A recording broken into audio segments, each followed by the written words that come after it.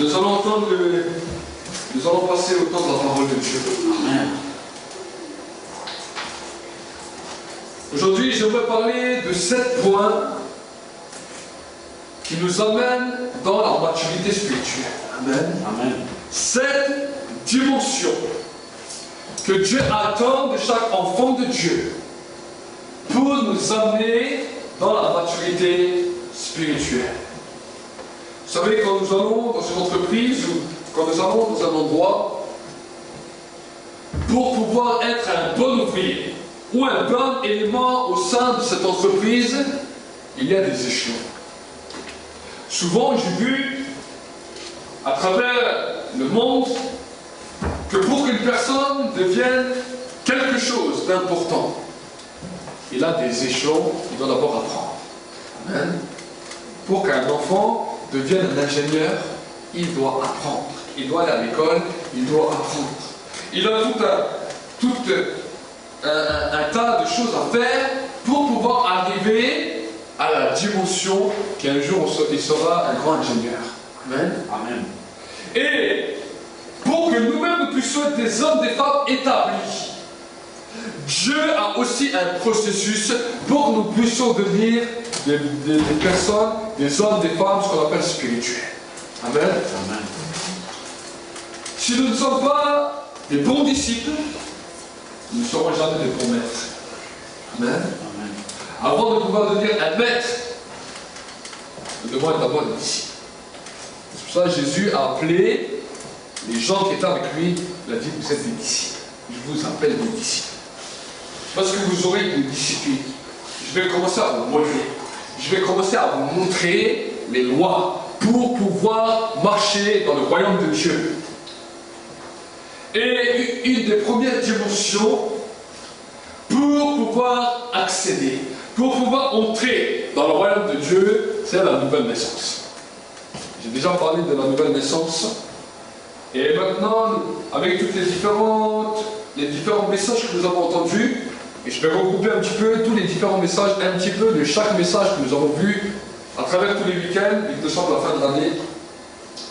Et un peu de chaque message va donner les 7 dimensions pour parvenir, pour devenir un homme spirituel. Amen. Amen.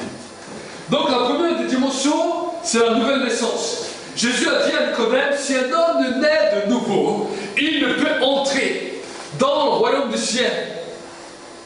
Et Nicodème a dit, mais comment un homme, quand il est vieux, peut-il retourner dans le sein de sa mère et naître?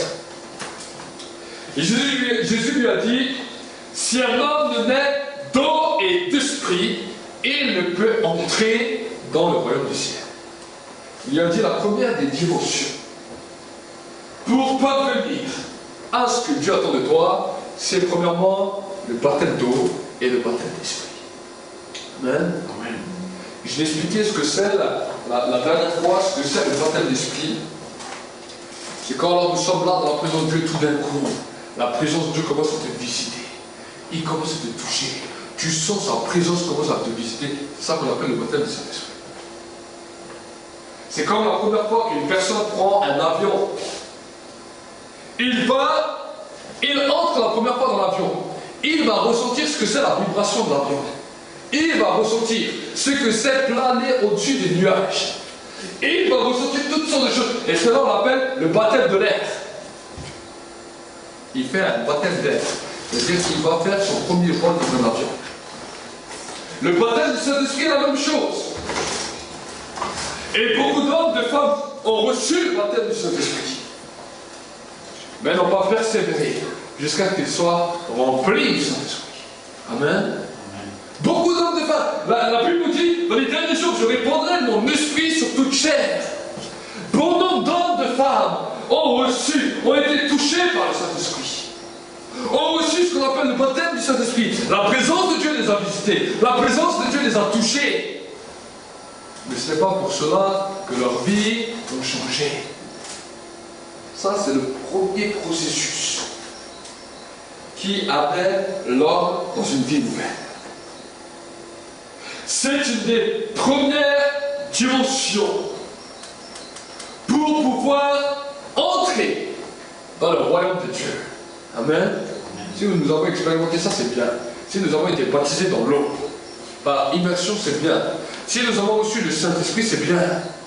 Mais si tu t'arrêtes là, alors tu ne seras jamais dans une pleine maturité. La deuxième dimension, c'est la lecture de la parole de Dieu. Jésus a dit, l'homme ne vivra pas de pain seulement, mais de toute parole qui sort de la bouche de Dieu. Quand un enfant naît, c'est une bonne chose. Mais si nous laissons l'enfant qui est né sans nourriture, cet enfant ne grandira jamais. Et beaucoup de chrétiens sont nés dans l'esprit, mais n'ont jamais grandi parce qu'ils n'ont jamais lu la Bible. Parce qu'ils n'ont jamais pris cette parole, à commencer à se nourrir, à commencer à fortifier leur esprit, à commencer à lire journalièrement leur Bible pour que leur esprit grandisse. Et ils sont restés des bébés. Ils sont convertis il y a 20 ans, il y a 30 ans, il y a 40 ans.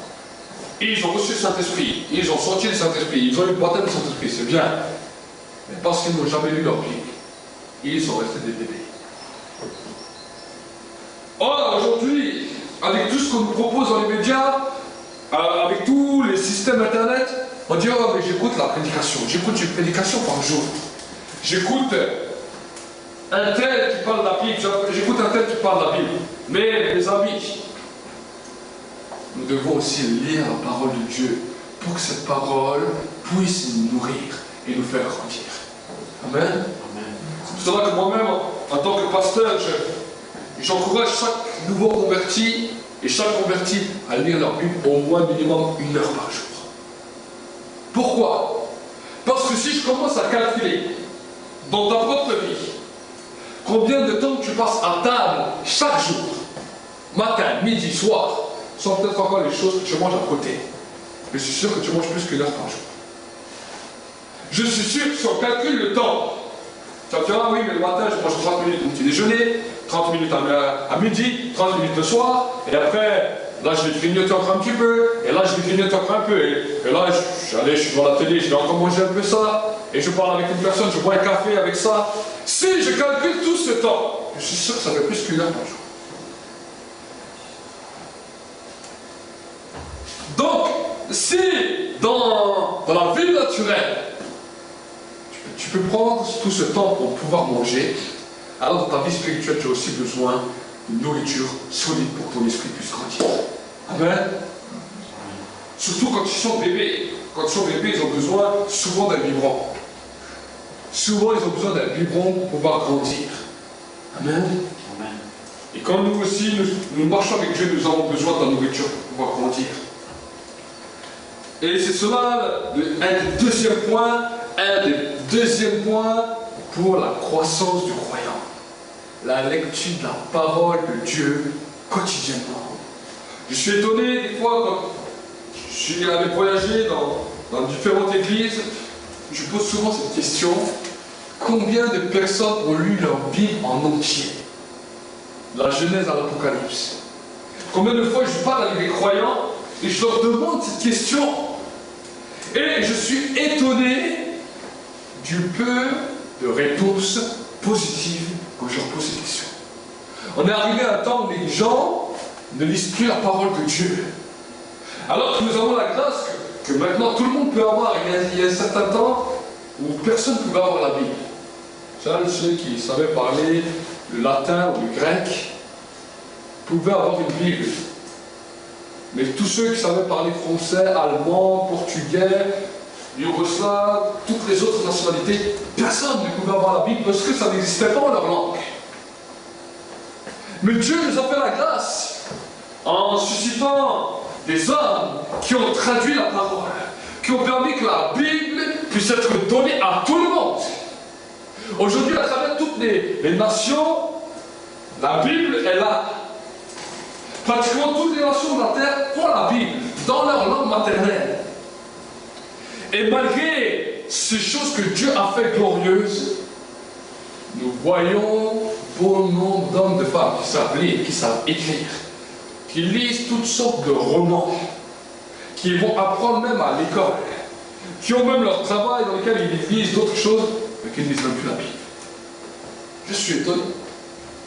Bon nombre d'hommes, de femmes qui ont accepté Jésus, que ça ne leur dérange pas de regarder un film pendant 2-3 heures de temps, et qui ne sont même pas fichus d'ouvrir leur Bible pendant ne serait-ce que 30 minutes par jour.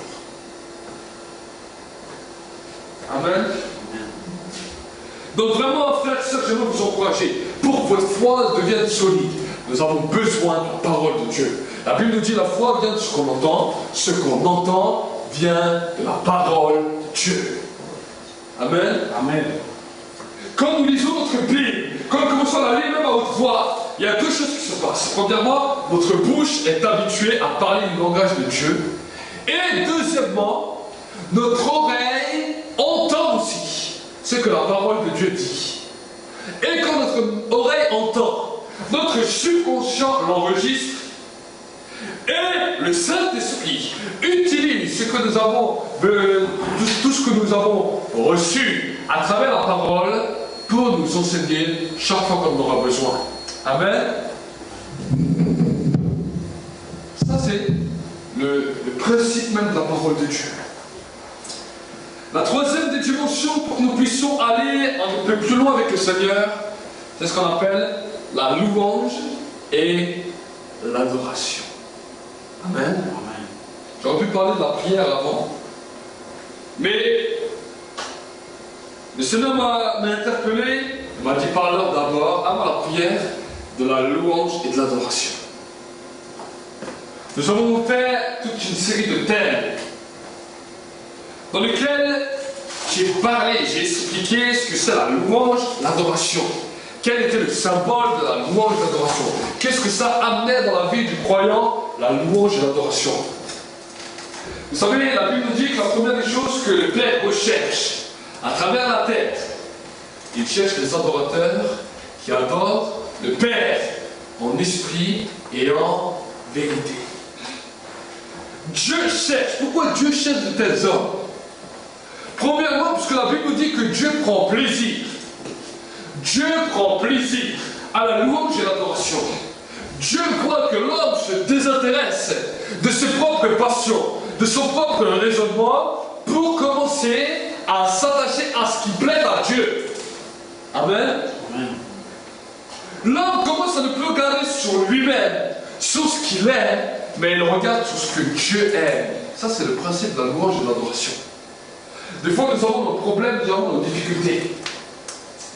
Oh, si d'abord, je vous aurais parlé de la prière, vous dites, ah, c'est bien. Et je vais parler à Dieu de tous mes problèmes. Et je vais parler à Dieu de toutes mes difficultés. Et bon nombre de fois, il dit, mes frères, je prie. Mais dans leur prière, c'est une prière centrée sur eux-mêmes. Une prière centrée sur leurs problèmes. Une prière centrée sur leur raisonnement. Une prière centrée sur leur mentalité. Une prière centrée sur tout ce qui ne va pas autour d'eux. Mais ce n'est pas une prière conduite par l'esprit. Donc, pour que ta pensée change, pour que ton raisonnement change, commence à louer Dieu. Amen. Amen. Commence à adorer Dieu. Et si nous commençons à persévérer dans la louange, l'adoration, au bout d'un moment, quelque chose va se produire.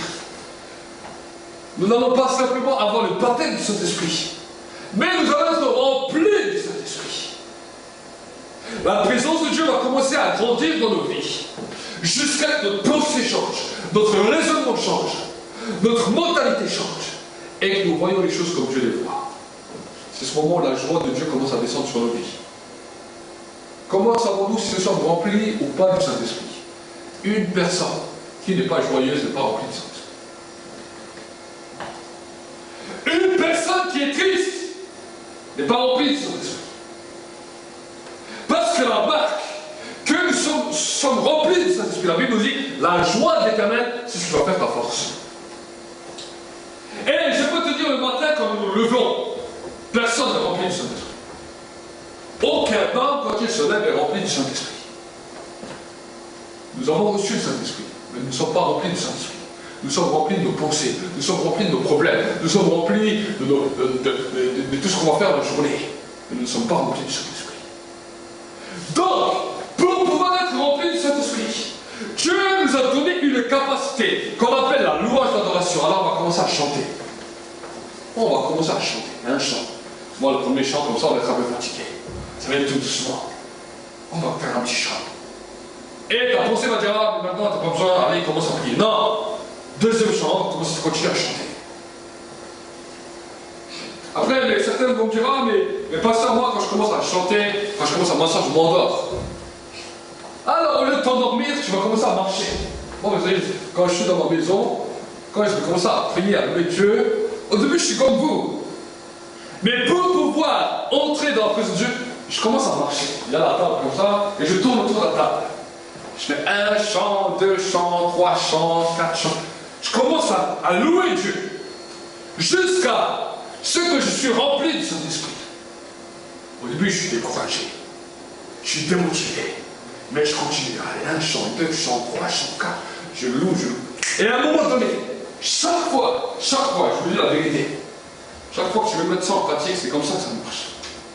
À un moment donné, alors tu es en train de louer, au début c'est dur, tu penses à ça, tu penses à ça, mais tu persévères, tu continues à chanter. Tu continues à louer Dieu, à dire Seigneur, je te bénis, je te remercie, et tu commences à chanter. Au bout d'un moment, une joie descend sur toi. Quelque chose commence à te saisir. Tu commences peut-être à pleurer, il y a quelque chose de différent qui vient. Là, tu sais, maintenant je suis rempli du Saint-Esprit. Maintenant, la présence de Dieu est là. Il m'a rempli, il m'a inondé, et je peux aller dans une nouvelle dimension. Selon ce que la Bible nous dit, cherche premièrement le royaume du ciel et sa justice. Et toutes les autres choses te seront données par-dessus tout. Amen. Amen. Amen. Amen. Nous pouvons prier pour beaucoup de choses. Nous pouvons recevoir le Saint-Esprit, nous pouvons être touchés par l'onction. Nous pouvons être dans des réunions où l'onction descend, la puissance de Dieu descend, nous pouvons nous retrouver par terre, le feu nous saisit, beaucoup de choses se passent.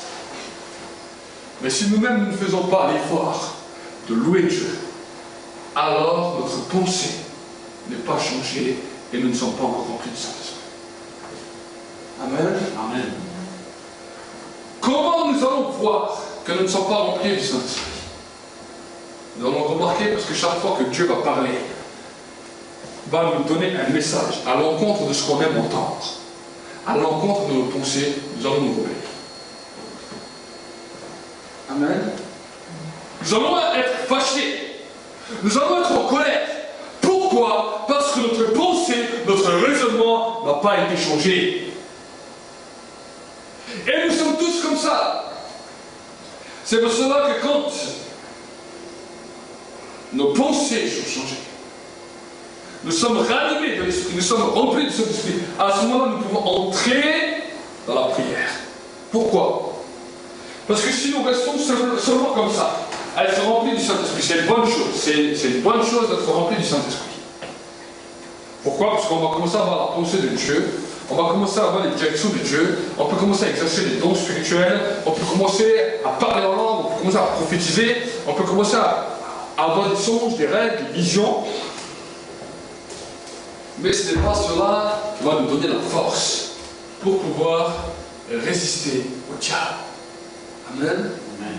Résister à la tentation, résister à toutes les choses qui vont se présenter à nous. Nous sommes remplis du Saint-Esprit. Nous avons la pensée de Dieu. Mais nous n'avons pas la force pour pouvoir résister à tous les assauts que l'ennemi va venir nous amener. Et c'est pour cela que la Bible nous dit, l'esprit est bien disposé, mais la chair est faible. Pourquoi l'esprit est bien disposé? Parce que tu as été renouvelé de l'esprit. Tu as été rempli de cet esprit. Donc là, tu es bien disposé, mais ta chair dans laquelle tu habites est faible par rapport au péché, par rapport à toutes les choses que ce monde t'offre. Et c'est pour cela que la quatrième dimension, c'est la prière. Pourquoi? Parce qu'une fois que tu es rempli du Saint-Esprit, à partir de ce moment-là, tu peux rentrer en prière. Parce que le Saint-Esprit va commencer à te donner les sujets pourquoi tu dois prier. Pas simplement pour tes problèmes. Pas simplement parce que là, j'y passe par une situation difficile et tu pries comme ça. C'est pas ça la prière dirigée par l'Esprit. Ce sont les sujets que le Saint-Esprit commence à te mettre. Il va déjà te montrer combien tu es pécheur devant Dieu. Il va te montrer combien devant Dieu, toi-même, tu as tes propres erreurs. C'est ce temps-là où déjà toi-même tu vas commencer à demander à Dieu pardon pour tes propres péchés. C'est dans ces temps où le Saint-Esprit va te toucher, où tu vas savoir ce que c'est avoir la miséricorde envers ceux qui te font du mal, envers ceux qui viennent pour te déstabiliser, pour te détruire. C'est là où le Saint-Esprit va commencer à mettre ses pensées dans ta prière pour te rendre fort. Amen. Amen. C'est là où la prière de notre Père peut entrer. La Bible nous dit que heureux ceux qui lavent continuellement leur robe pour que leur robe reste blanche. C'est écrit dans le livre de l'Apocalypse. Amen. Amen. Et Dieu veut que dans ce temps de prière, nous nous repentons pour nos péchés. Nous prions Dieu, mais qu'ensuite, nous nous laissons conduire, diriger dans les directions que le Saint-Esprit vient donner dans ces temps de prière. Amen. Amen. Et quand nous allons commencer à sortir de ce temps de prière, nous allons en être forts. Amen. Amen. Ça, c'est la quatrième dimension. Cinquième dimension. Maintenant, nous sommes remplis du Saint-Esprit. Pourquoi? Parce que nous avons loué. Nous sommes forts. La foi est là. Pourquoi? Parce que là, nous avons commencé à lire la parole. Nous avons la foi. Nous sommes remplis du Saint-Esprit. Ensuite, nous sommes forts à cause de la prière. Nous avons résisté aux tentations. Nous sommes prêts maintenant à entrer dans une nouvelle dimension qu'on appelle la communion avec le Saint-Esprit. Amen. Amen. Là, nous sommes prêts à entrer dans cette dimension où nous allons communier avec le Saint-Esprit. Vous savez, on a besoin d'être rempli du Saint-Esprit pour pouvoir être en communion avec lui. Parce que si nous venons avec nos pensées, avec nos raisonnements, beaucoup de gens, quand on parle de la communion avec le Saint-Esprit, d'abord sont heureux quand ils entendent ça. Certains vont tout de suite commencer à se lancer, mais j'ai pu voir souvent que beaucoup de gens s'arrêtent. Pourquoi? Pourquoi des fois le Saint-Esprit permet-il que certaines personnes qui ont été motivées ont commencé une communion avec lui et au bout d'un moment s'arrêtent? Vous savez pourquoi? Parce que les gens viennent avec leurs pensées arrêtées, viennent avec leur raisonnement, et ils veulent communier avec une personne qui est sainte, une personne qui est juste, une personne qui dit la vérité clairement. Et au bout d'un moment, ces gens sont arrêtés. Ils disent on ne peut pas continuer dans cette communion. Vous savez, la Bible nous dit, alors que Moïse était sur la terre, le peuple d'Israël voyait que Moïse parlait avec Dieu. Ils ont dit, ah, c'est merveilleux. Chaque fois que Moïse vient leur donner une parole de Dieu, le peuple commence à chauffer. Le peuple commence à s'énerver contre Moïse. Alors Moïse a dit, ok, pas de problème. Je vais vous expliquer comment faire pour entrer en contact direct avec Dieu, pour que Dieu va vous parler. Et il a commencé à leur donner un programme, comme aujourd'hui je vous donne un programme. Et la Bible nous dit, alors les enfants d'Israël ont commencé à être heureux. Ils ont mis ce programme en action. Ils ont jeûné pendant 3 jours, ils sont préparés. Et la Bible nous dit, la nuée est descendue. La gloire de Dieu est descendue. Et ce qui devait arriver, arriva. Le Saint-Esprit a commencé à parler à chaque homme, chaque femme. Le peuple de tout Israël, quand ils ont entendu la voix de Dieu audible, ils sont partis en courant. Ils sont allés chez Moïse, ils ont dit, écoute Moïse, on a un problème. Si Dieu continue à nous parler, on va tous mourir. On va tous mourir. Qu'il parle à toi, on a compris que ta voix est plus douce que celle de Dieu. On a compris que même avant, quand tu nous parlais, on s'énervait. On te promet, Moïse, on ne s'énervera plus jamais. Parce que quand Dieu nous a parlé, on ne peut même plus s'énerver, mais on est mort de peur. Sa voix va nous tuer. Qu'est-ce qui s'est passé? Et Dieu l'a parlé ce jour-là à Moïse, il a dit, oh, si ce peuple aurait toujours le même cœur pour me craindre, ce serait magnifique. Amen. Amen. Et c'est à cause de cela que pour pouvoir continuer dans ce communion avec le Saint-Esprit, nous devons être remplis du Saint-Esprit. Nous devons être inondés de lui pour que quand il nous dit quelque chose, nous sommes prêts aussi à l'accepter. Parce que sinon, nous ne serons pas prêts à l'accepter. Amen. Amen. Vous savez, dans l'église primitive, il y a déjà dans le temple et dans l'ancienne alliance, quand le temple avait été dressé, une seule personne pouvait rentrer dans ce qu'on appelait le lieu très saint, là où la présence de Dieu était, là où le Saint-Esprit était. C'était celui qu'on appelait le souverain sacrificateur. Et vous savez, il avait une mission, c'est d'y rentrer une fois par an. Mais pendant une année, ce souverain sacrificateur se préparait pour entrer dans ce lieu saint, dans ce lieu très saint. Parce que si, dans sa vie, il y avait une chose qui clochait, il pouvait tomber raide mort dans ce lieu. Personne ne pouvait entrer dans ce lieu. Et la Bible nous explique que quand le souverain sacrificateur entrait, on lui accrochait une corde au pied, avec des clochettes. Et que tout le temps qu'on entendait les clochettes, on savait qu'il était en vie. Mais que si il n'était pas droit, dans ce temps, il tombait raide mort directement. Et vu que personne ne pouvait entrer dans ce lieu, vu qu'on n'entendait plus la clochette, on tirait le souverain sacrificateur avec la corde et on devait changer de souverain sacrificateur parce que lui était mort. Amen.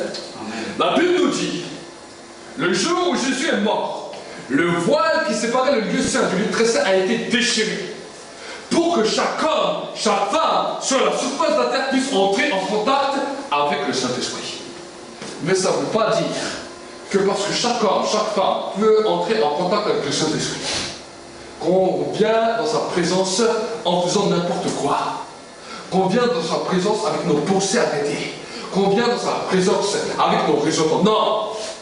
Dieu veut que nous puissions être remplis du Saint-Esprit, pour que quand nous sommes dans sa présence, dans sa communion, sa présence, sa communion ne devienne pas pour nous un châtiment et un jugement, mais que sa présence devienne pour nous une bénédiction. L'église primitive a commencé. Et les Pierre, les Jean, les Paul, tous ces hommes ont commencé à parler de la communion avec le Saint-Esprit. Or, les disciples étaient émerveillés. Ils voyaient les signes, les prodiges, les miracles. Mais certains ont commencé. Ananias et Saphira, je vais vous parler d'Ananias et Saphira. Ils ont commencé cette communion avec le Saint-Esprit. Pourquoi l'église primitive était jeune? Ils n'avaient pas compris que pour entrer plus loin dans la communion avec le Saint-Esprit, il va avoir leur pensée qui était changée et ils devaient être remplis du Saint-Esprit. Ananias et Saphira, ils ont commencé à on rentre en communion avec le Saint-Esprit. La Bible nous dit que ça leur a été fatal. Pourquoi? Parce qu'ils n'ont pas su changer leur pensée à travers la louange, à travers la parole, à travers la crainte de Dieu. Et c'est pour cela que quand ils ont menti à Pierre, Pierre il a dit quoi? Il a dit, vous n'avez pas menti à moi, vous avez menti au Saint-Esprit. Ça prouvait par cette parole qu'Ananias et Saphira avaient une communion avec le Saint-Esprit sans être transformés ni par la louange, ni par toutes ces choses. Donc ils essayaient d'entrer en contact plus intimement avec Dieu, sans s'être laissés transformer par le processus de vie que Dieu a donné. Le résultat était la mort. Amen. Amen. Je ne veux pas vous décourager ce matin, mais je veux vous enseigner les choses pour que vous puissiez savoir comment on avance avec Dieu et qu'on ne se moque pas de Dieu. Amen. On ne se moque pas de Dieu. La Bible nous dit, ce qu'un homme sème, il le récoltera.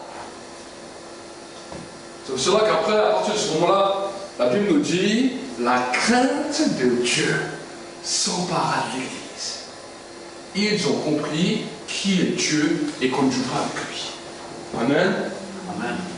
C'est pour cela que même aujourd'hui, beaucoup ont peur de parler de la communion du Saint-Esprit. Beaucoup ont peur de présenter le Saint-Esprit comme une personne à part entière. Parce que dans leur esprit, ils savent qu'il y a quelque chose qui peut être très bien, mais une autre chose qui peut être dangereux. si les gens ne marchent pas droit dans la crainte de Dieu. Amen. Amen. 6e dimension. Maintenant, nous avons été remplis du Saint-Esprit. Nous avons la foi à cause de la parole. Nous avons la prière. Donc, nous avons été forts face au péché. Maintenant, nous sommes entrés dans une communion avec le Saint-Esprit, dans laquelle l'onction a été libérée. La gloire de Dieu est là.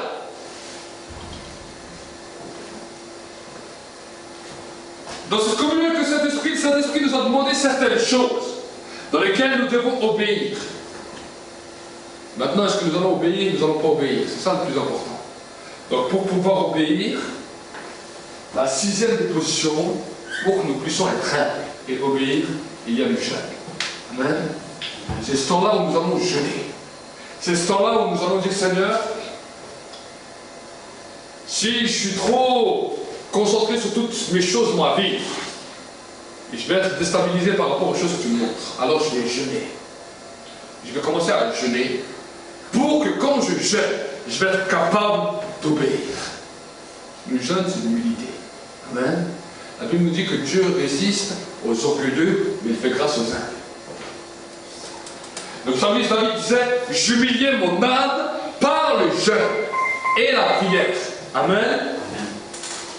Donc c'est un temps où, voilà, maintenant nous allons commencer à jeûner pour mettre en action et obéir à ce que Dieu nous dit. Pour que nos cœurs soient disposés et pour que nos cœurs soient heureux à tout ce que Dieu nous dit. Amen. Amen. Des fois nos cœurs commencent à s'écrire. Nos cœurs commencent à se décourager. Donc nous allons encourager nos cœurs par le jeûne. Amen. Amen. C'est comme ça notre cœur va commencer à être soumis. C'est comme un cheval. Tu dois lui mettre un mort. Tu dois lui mettre des fois des choses aux yeux pour que voilà, maintenant il va au sens que tu veux. Et notre cœur il est pareil. Si on ne lui met pas nos morts, si on ne lui met pas les choses dans sa bouche, alors notre cœur va aller à droite et à gauche. Mais là on va commencer à le dresser, on va commencer à le surveiller. Et quand cela commence à se manifester, notre cœur commence à devenir humble et on commence à obéir à Dieu. Et la 7e des dimensions, c'est l'obéissance. L'obéissance à toutes les choses que Dieu nous a dit. Amen. Amen. La Bible nous dira, Samuel il a dit à Saül, l'obéissance vaut mieux que tous les sacrifices. Amen. La désobéissance est semblable à la divination. La désobéissance c'est quelque chose de terrible. Mais l'obéissance nous amène à être conduits par le Saint-Esprit. La Bible nous dit, seuls ceux et celles qui sont conduits par le Saint-Esprit sont fils de Dieu. Amen. Amen. C'est dans ce temps d'obéissance qu'on pourra résister à la cupidité, à l'adultère, au divorce, au mensonge, qu'on va être obéissant aux choses que Dieu nous dit, dans toutes les choses, à résister au péché, à résister au mal. Pourquoi? Parce que nos pensées sont changées, aussi même des fois dans nos dîmes, dans nos offrandes, c'est dans cette dimension que nous allons commencer à obéir à toutes les choses que Dieu nous dit. Et là, on va commencer à être conduit par Dieu, dirigé par Dieu. Ça ne va peut-être pas nous faire toujours plaisir. Il n'y a peut-être pas des choses qu'on va peut-être pas toujours comprendre. Mais on sait que Seigneur, tu nous as amenés dans une maturité pour devenir un homme, une femme conduite par toi. Amen. Amen. Vous savez, c'est un prix à payer. Jésus a dit, celui qui va être mon disciple, qu'il renonce à lui-même, qu'il se charge de sa croix et qu'il me suit. Amen. Amen. C'est cela suivre Dieu. Et si nous voulons comprendre et savoir comment nous grandissons avec Dieu, alors nous avons simplement de mettre cela à côté de nos vies et dire, est-ce que sur cette échelle, à quel niveau je suis? Sur cette échelle de graduation, à quel niveau se trouve ma vie? Est-ce que je suis rempli de Saint-Esprit? Est-ce que j'ai simplement reçu la nouvelle naissance, mais que je n'arrive pas à grandir dans les échelons? Ou est-ce que maintenant, je commence à grandir, je commence à être rempli du Saint-Esprit, je commence à résister au péché, je commence à résister au mal, je commence à entrer dans la communion avec le Saint-Esprit. Je commence à entrer dans une dimension d'obéissance où est-ce que je suis encore un bébé qui est encore au stade primaire de l'évangile qui est la nouvelle naissance et que depuis, je n'ai pas grandi. Amen. Dieu nous donne une échelle de graduation pour que nous puissions évoluer. Souvent, des gens vont dire, ah, mais moi, je n'ai pas besoin de toutes les règles. Moi, je suis conduit par l'Esprit. Les gens, des fois, m'ont dit ça. Et pour pouvoir être conduit par le Saint-Esprit, il faut déjà que tu aies un disciple. Si tu n'es pas un disciple, tu ne peux pas être conduit par le Saint-Esprit. Amen. Amen. Parce que le Saint-Esprit conduit seulement les hommes et les femmes qui sont réellement des disciples. Les gens qui n'ont pas de discipline, il ne peut pas les conduire, parce qu'ils sont comme les ânes sauvages. Est-ce que vous avez déjà vu un âne sauvage ou un cheval sauvage qui peut être conduit par un homme normalement? Non, il doit d'abord être dressé. S'il n'est pas dressé, aucune personne ne pourra le soumettre, aucune personne ne pourra le dompter. Chaque fois que tu vas le mettre l'atteler à un char ou l'atteler dans une mission, il va faire n'importe quoi. Pourquoi? Parce qu'il n'a pas été dressé. Amen. Imaginez une personne qui est aveugle. Et vous lui dites, et cette personne dit, ah, moi j'ai pas besoin d'un chien dressé, je peux utiliser n'importe quel chien. Alors donnez-lui le chien le plus sauvage, attelez-le, mettez-lui à la main et vous allez voir si ce chien va le conduire. Non! Pour qu'une personne puisse avoir un chien qui va le conduire, il a besoin d'un chien qui a été dressé. Est-ce que vous essayez? Et nous, en tant qu'enfants de Dieu, c'est pareil. Si nous voulons être conduits par le Saint-Esprit, nous devons avoir notre discipline aussi. Amen. Amen. Nous allons prier ensemble. Et vraiment, frères, sœurs, j'aimerais t'encourager. J'aimerais t'encourager à devenir un disciple. Pas simplement devenir un chrétien. Pas simplement venir à l'église pour faire joli ou faire quelques chants. Mais dans ta vie, tous les jours, d'être un disciple.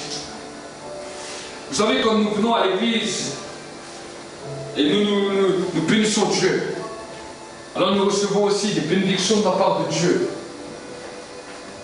Et les bénédictions que nous recevons aussi de la part de Dieu vont aller en fonction de notre engagement que nous avons eu avec Dieu. En fonction de notre détermination à marcher avec Dieu. En fonction de cette consacration d'être disciple devant Dieu. Et c'est pour cela que ce matin, c'est dans un message au cœur pour que vous puissiez entrer dans une dimension dans laquelle vous êtes des hommes, des femmes, qui puissent être conduits par Dieu. Pendant ces temps où nous prions, j'aimerais vraiment que tu puisses être interpellé. Interpellé. C'est-à-dire, est-ce que dans ta vie, à partir d'aujourd'hui, est-ce que tu veux devenir un disciple? Pas simplement un croyant, mais un disciple. Un homme qui a une règle. Un homme qui passe par un chemin que Dieu veut. Un homme, une femme qui puisse rentrer dans les dimensions, dans les processus que Dieu a choisi, que Dieu a préparé pour que nous puissions grandir. Seigneur, ce matin, nous venons devant toi. Je viens devant toi avec l'Église, je viens devant toi avec les internautes. Et Seigneur, mon Dieu, mon roi, ce matin, Seigneur, nous voulons que ce ne soit pas une matinée comme une autre matinée. Mais je te demande, Seigneur, que ce soit une prise de conscience, soit dans ma vie, soit dans l'Église, soit sur les internautes. Qu'à partir d'aujourd'hui, nous puissions devenir, Seigneur, des vrais disciples. Des disciples, Seigneur, accomplis. Des disciples, Seigneur, qui allons marcher dans tes voies. Des hommes, des femmes, Seigneur, qui sont prêts, Seigneur, à prendre des concessions avec toi. Des hommes, des femmes qui sont déterminés à marcher jusqu'au bout avec toi. Seigneur, mon Dieu, mon roi, nous te le demandons, Seigneur. Oui, Seigneur, tu as dit de ta parole, il y a beaucoup d'appelés, mais peu d'élus. Nous voulons faire partie des élus, des hommes, des femmes qui marchent avec des disciplines, des disciples de Jésus-Christ. Seigneur, je bénis ton peuple ici présent. Je bénis, Seigneur, les internautes. Et Seigneur, je te demande vraiment que c'est toi qui continues à interpeller les cœurs. Merci, Seigneur, pour cette dimension, pour ces temps de grâce que nous vivons. Merci, Seigneur, c'est toi qui bénis aussi cette semaine, qui bénis aussi cette fin d'année, Seigneur. Seigneur, il y a une nouvelle année qui approche et nous voulons premièrement aussi te bénir dans ce début d'année. Nous voulons te bénir dans cette année, Seigneur, qui va commencer. Et nous voulons, Seigneur, nous souvenir de tous les bienfaits que tu as accomplis dans l'année 2014. Nous te bénissons, Seigneur, pour cette année qui a été, certes, des fois pleine de rebondissements, mais une année où tu as été fidèle. Une année où tu as continué à parler à nos cœurs. Une année où nous sommes encore là devant toi. Et jusqu'au bout, nous voulons marcher.